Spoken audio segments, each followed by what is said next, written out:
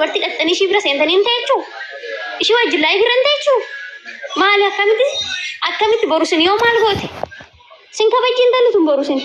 Kanaadha tiyya akkamitti ilmoo dubartii keessa jecha kanaa guys safuudhamu nama salphisa namni salphadhaani dhugaa dubbannoote gisee tokko ni ko intala maali jedhee gaafa nama arrabsu ofitti immoo deebee gaafa nama ilaalu sheemina qaba nan affara bexaam jechuudha geetan sammuun kiyya kun hin affara sheemina qaba jechuudha. Akkamitti ilmoon dubartii akka tafaan baafattee jecha kana namaan jettu guys mucayyoon kun beerutu jiraatti. Reefu deemte erga deemte ganaa jaalaman guun qixxeedha gaafa ani Dubaay dhufu ishiinis biyya kana deemte jechuudha.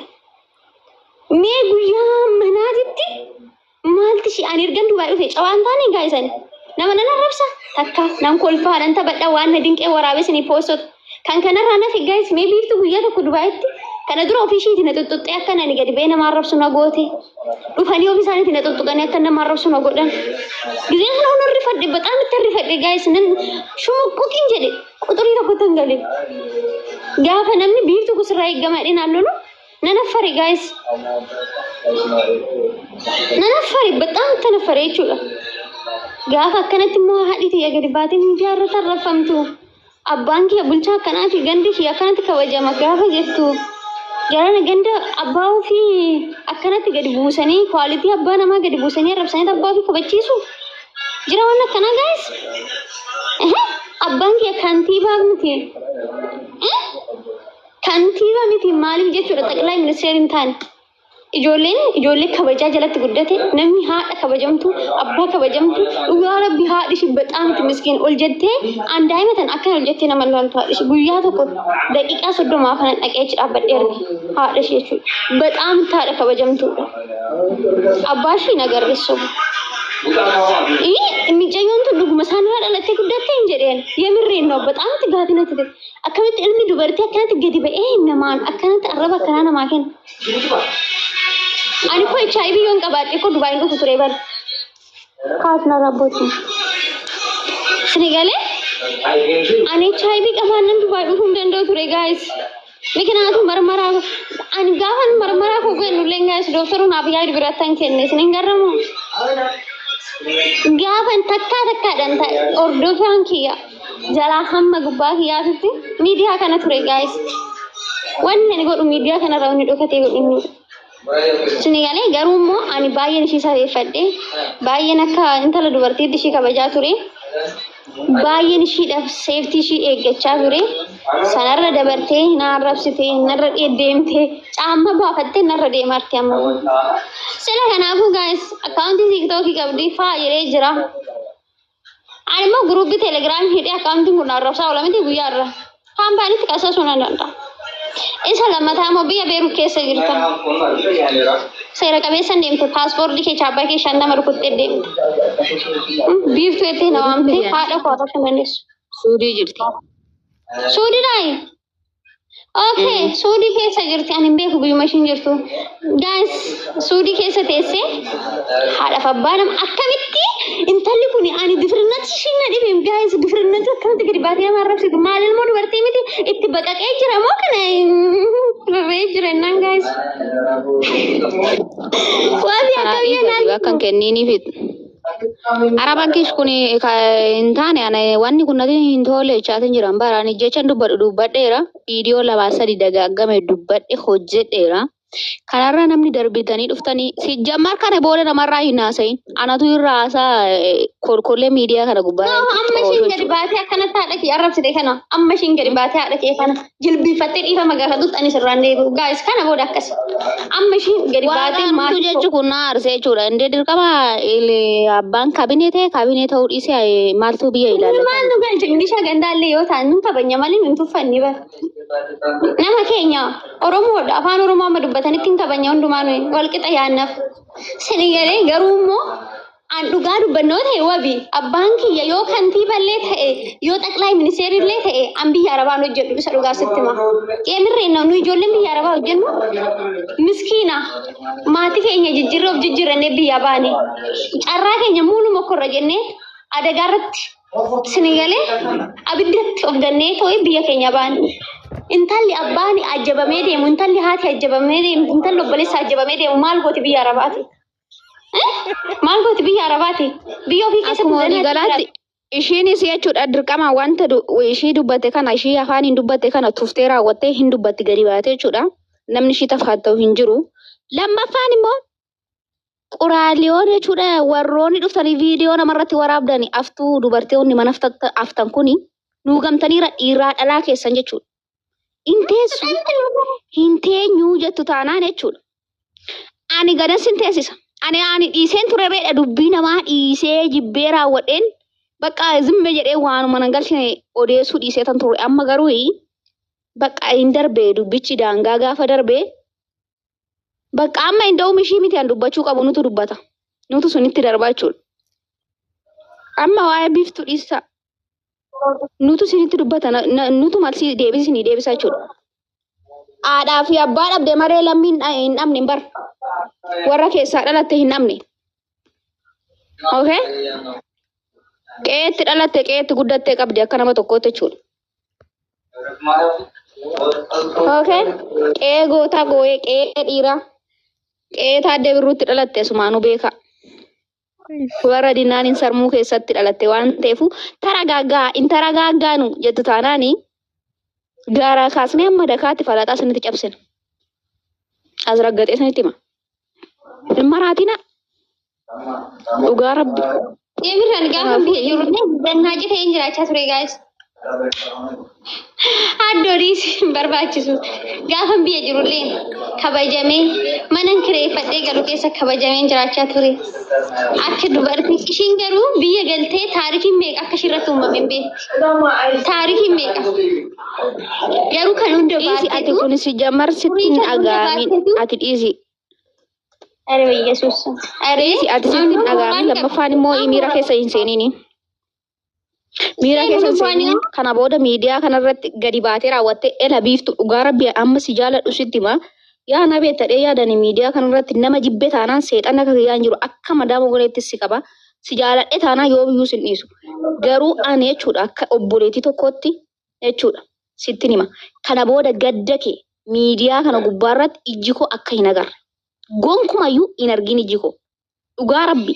Bakka wanti si kaffee hin jira yoo ta'e keessaan nutti himi. Tiiktookii keenya hin beekta bilbila keenya yoo qabaachuu baatte. Nutti himi bakka. Ani akka obboleetii tokkootti wanta maraanuu si bira hin jira waan fedheen kara fedheen jechuudha. Dhugaa. Kanaafuu ati amma mana cuftee raftu hojiin hin jiru boru ganama. Ara jira geeffam sanuu ganama seena boru. Naa maaltu si teeji saree? Hojii ayyaanati guys amma ganama hojjenna. Sila kanaafuu nuti akkasii guys kan ammoo amma immoo biiftuu hin dhiistaa micayyoo kana dhiisii yoo jettan amma isheen gadi baatee dhiifama na gaafattutti hin dhiisu. Maaliifan ani jechuudha zalaalamii ishee aanan hojjetu ishiitti fedha. Amman ishii faa godhee boota qabsiisee waan jette kanatti gadi baatee sasxatiidhaan viidiyoo hojjetutti irraan deebi'an illee. Akkuma kana waan gochuu qabu hunda nan godha. Maaliif haadha tiyyaaf jedhee wanna dhiboon hin jiru. Dhakaan falaxa hin jiru naaf falaxa. Sini ga'ee naaf falaxa. Waan gochuu qabu muulu nan godha. Dhakaan dhiibuu qabu muulu nan dhiiba. Mikinaatu kan ishii ani haadha tiyyaa anumti intalli ishii keessaa baate tun oomaan hudoon hin godhiniif ishiin na biraa kan lubbuu ishii darbe. Ani ishiin ji'a sagal garaatti na baattee ani immoo bishaan jargaa keessaa gadi qabee hin beeku ji'a tokko. Sila kanaafuu haadha akkanaa tan ammoo eenyu akka gadi baatee iskeen kamuu gadi baatee haadha koo arrabsitu hin ayyamu.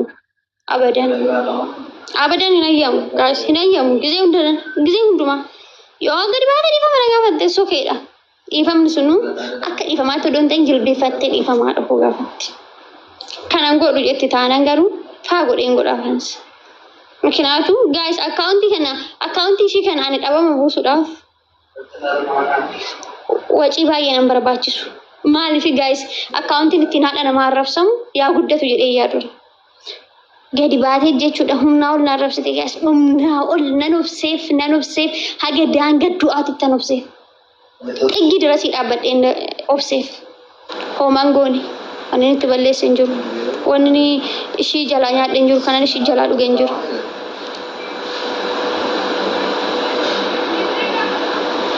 Sanaafu guys. Ani galata sa jiraachaa illee jira nan jiraadha ganaallee akka ishiin natti kaatetti immoo ani sittan ka'a. Gaarri ofii ofirratti jiskan namni sinirraa ol qabu hin jiru guys.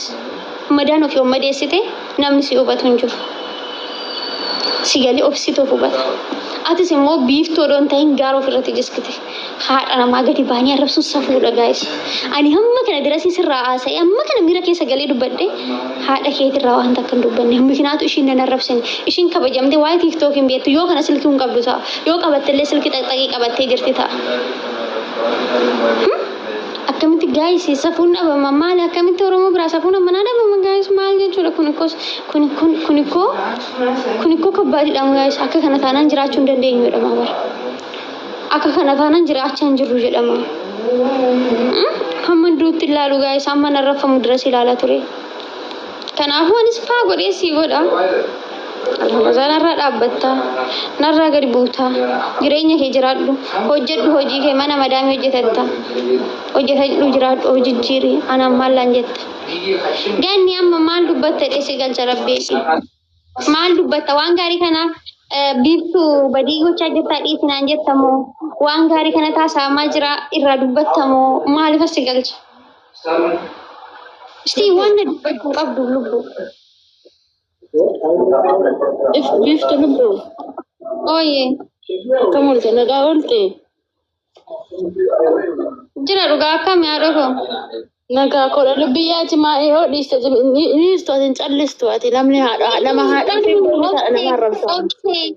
Dangan natti cabutti amma karaan irra deemu dhabuttan ofse amma mana namaa seeni hunda keessatti arrafamuttan ofse yaa ganni mana isaanii dhaqaan jiru ofirraa bilookee afaan jiraachaan jira gastii dhufan keessatti na arrabsu zim jedheen jalaa bu'a mana nani seene hunda dhufaniif na arrabsu zim jedheen jalaa bu'a sodaadha gizee hundumaa naas faraarra'uudha gizee hundumaa haadha lubbuudhaan hin jirre naas faraarra'uudha gizee hundumaa ati iyyeetti dhaqanii naas faraarra'uudha gastii namaarra yoo seene kabajaa hin qabu isaan biratti sanammoo ani immoo kabajaa sanaaf jedhe sangan. Saru undumtu ilmo yeesati mala dashi gooti mana arabaa keessa shinti beeti arabaa keessa maal gooti erga shin maatiin ishii sooresa taate baay'ee maal ganni atoo mana garre ande silki kullusa inde ganni nama haadha ofiin beeyne nama haadha ofiiti kabajan qabne nama haadha ofiitiif siimboon qabne taadha nama arrabsa baay'ee akkuma haati kiyya dhehette anan dhalte haati keessa dhehette ganni qoy mana garre ataadho qoy ganni yeetoo mana garre ambiiftum tiktok irraa lafa laftu bichaa agarteeti qoy sittan agarsiisa ganni koo haadho koo obsi dhaggeeffadhu ganni. Akka dubartii takkaatitti afliin koo baay'ee na cabeera. Hojii boollee hojjechaa hin jiru dadhabeera. Baay'ee sammuu boollee tuqamaadha. Garuu immoo ani dhugaa dubbannoota qabu haadhaaf abbaa ijoolleen akkaanaadhaaf abbaa dhabdanii gochan baay'eetu jira. Baay'een keessa hin jirtu. Garuu mogaas viidiyoo kana ilmoo dubartiittitu akkana jedhee maatii koo arrabsee sinnaa faradaa aannan muumachuu hin danda'u. Isheen HIV qabdi haadhaaf abbaa ishee koo HIV tachiise. Biftuni ko HIV tachiise mana babba ishee HIV qabdi isheen sobra butu torban tokko guyyaa tokko biyyoo si fiddaa ishee si jemman. Kanaafiyyuu tokkoffaa ani koo jalqabneeti abbayyi ajjawaadha jechuudha. Asiifis hin ganna walii gaanii noomuu qasa abbaanii obboleessi keessa akkasuma ajjabamee jira. Ijoollee isaanii ta'anii nama haadha babbaan HIV naqaachiis waliin akka kanaasaa ishee HIV qabisi jemman. Ishee amma ganni kanarratti biiftuu ati badii qabda jettaa miira keessa galuu dhiisuudhaan ala badiin kun jiru. Mira keessa sirrii abar mira keessa nama galcha beekta manni beekta wanni mira keessa nama galchu waa'ee maatii ofii miti lubbuudha nama bukkeen jirre miti otoo lubbuun nama bira jiraatanii maatiin ofii nama harkaatu qabu nama dhukkuban nama dhukkuban mira keessas nama galcha nama gaddisiisas garuu immoo nama safuun beekne ilmoo safuun beekne wajjin safuu baafachuun hin barbaachisu ishiin amma arraba ittiin si arrabsite kana haadha ishee arrabsite baay'ee. Dhugaasin jedha lubbu haadha ishee arrabsite namni jaalatee haadha ofii dhabu bar wanni har'a sirra ga'e kun mal hundi keenya bira yoo gaa hundumti keenya iyyuu biyya irraa dhumame namni hin duune hin jiru ati jaalattee miti anaatee keessa irraa duute bar kun har'abas miti ilmoo hiyyeessaa immoo hunduma keenyatti ilmoo hiyyeessatti lubbu biyya irraa biyya nyaannee biyyaa ba'an namni soorata ta'e maal gocha biyyaa ba'a namni qabeenya qabu namni abbaan isaa sooressa ta'e namni abbaan koo sooressa ta'e maal gochan biyya kootti hin baradhu maafan maayyii biidha kan nama arrabsu baay'ise kan nama arrabsu baay'ee maayyii biidha nama haadha du'a nama arrabsu maayyii irratti hin dabalee immoo ilmoo safuu hin qabneedha haati biyya lafaarra jirtu hunduu haadha koodha sigalee haadha koodha nama dhukkuba waa'een haadhaa dhukkuba haadhaa kan beekutu beeka. Garuu as immoo isaan wajjiniin isaan kan barbaadan akkaati gadditee akkaati hojii keen hojjetanne akka bakka depression keessa seentu si barbaadan. No ati garuu mul'amtee hojiidhaan agarsiisuudhaati. Isaan lafa miti hojjettee agarsiisu biftu hojjettee agarsiisu. Ansi abaare. Guyyaa koo hojjetachaa noolee. Guyyaa kana guutuu hojjechaa noolee. Haati rabbi koo bicha waa'ee kana haasawaa ture miti haadha keessa harka arrabsan miti haati kee akkasitti duute jedhan miti hansirra ga'ee kun mana isaanii haa ga'u ati hojii kee irratti fokosi lubbu hojii kee irraan fiigeeti hojii keetiin fiigu hojii kee hiriyaa kee hojii kee oolman kee hojii kee haa ta'u wanni sirra ga'ee kun immoo ani jaaladheetii miti waaqni kanaa dhaqoon irraa fudhate waan anan arge kana argaa alangaran ittiin garafame kana isin ittiin garafamaa jeeyin deebii gabaabaa. Kan kaa'in achi taphee isaan wajjinii waliin deddeebistee ati asirratti xinna mashii gadditee agarsiisan isaan immoo kan barbaadan kana gadda barbaadu isaan sigalee isaan kan barbaadan gadda dhugaan sin jedha biftu dhugaa ani akka micayyoo xiqqishuutti sitti maraate xiqqishuudha ati siif hin galu waa'een sooshaal miidiyaa kunillee siif galaan jiru waa'een uummata keenya kanallee si galaan jiru namni haadha nama harka arrabsu nama sammuun isaa sirriin hojjenne namni haadha arrabsu haati nama deesse arrabsamuu hin qabdu. Haati nama deemse abaarramuu qabdu. Maa waan nama deesseef abaarramuu qabdi haati. Ati hojii irratti fokus godhi hojjedhuutoo mul'adhuutoo jijjiiramiitoo argameeti. Guddoo ta'iitu argame. Guddoo ta'iitoo sammuudhaanis guddoo hojiinis guddoo qabeenyaanis guddoo duniyaanis guddoo ta'iitu argame. Yemin gana erga qabeenya qabaatan erga abbaan isaanii boodigaardiin eegame maal gooti ishee shintimeetii arabaa keessa. Shuu kaddaama arabaa mataati. Imrin kuno erga abbaan ishee biyyatti boodigaardiin deeme ishiin maal gooti kaddaama arabaa mataati isheen maashin tibeetii arabaa dheeyti maa waayifaa maadaamiitiin ija takka maadaamii ofirraa eegaa ija takka maasilkii haasofti erga abbaan ishee qabeenya qabaate biyyatti galtee qe'ee abbaa ishee mana abbaa ishee keessatti akka feetetti haasa'uu ni dandeessi kuni maayoon nagarro nama akkanatiif deebillaatiin callis hojii kee hojjedhate. Nadhagaan Dubaay keessa jiraatte jechuudha. Utuu Dubaay keessa jiraatte intala qinxiraa masaraa turtu irraa mura. Isaan iyyuu as hin jiran akkasitti haasa'anatti garuu deebillaatiniif. Waan langaan laacal jettee boochuuf mataa ishee irratti fincaana jetti. Ajooftuu jechuudha jaartii waggaa 90 uskuti waan ati jedhaa cal jettuufi. Yoo cima abbaan kiyya maalidha erga abbaan ishee mangistii ta'e maal godhaa shintibeetii arabaa dhiqxirree qoshaashan tun ishee zinjiree hinjina wala baasu. Yemirreen erga abbaan ishee amma kana sodaatamaa ta'e amma kana eegamaa ta'e maa shintibeetii maa udaan namaa dhiqxi gizee meeqa biyya arabaatitti deebite. Namni ko abbaan isaa kabajamaa namni qabeenya qabu namni abbaan isaa nigistii ta'e biyya isaa keessa jiraata. Hundi keenya biddeen abbaan koo boodigaardiidhaan eeggameeti miti abbaan koo xiqqishuma ishii minaanuma kuntaala 20-30 galfate maal godhan biyya arabaa sabibti koo mina saraallee dekasi. Biyya nu baase rakkoo biyya nu baase maatii hiyyeessarraa uumamnee biyya baane. Min filagaa.